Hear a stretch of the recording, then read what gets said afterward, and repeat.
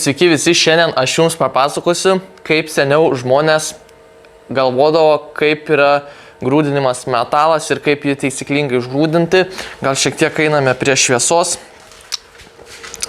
Taigi gerai.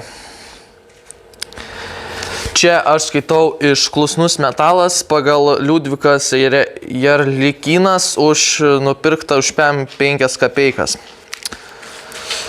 Taigi, viename sename mentraštyje aprašoma, kaip grūdinamas durklas.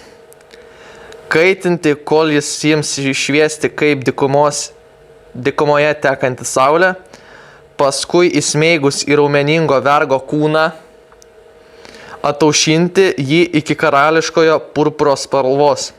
Vergo jėga perėjusi į durklą ir suteikia metalui kietumą.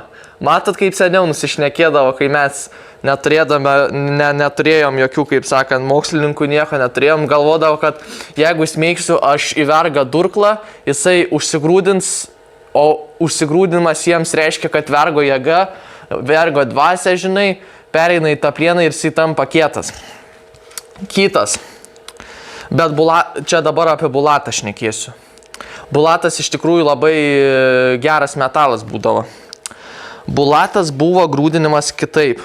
Jį įkaitindavo iki baltumo ir čia pat atiduodavo raiteliui. Raitelis pašėlusiai jodamas turėdavo kapoti geležtę demoną, tai yra į oro srautą.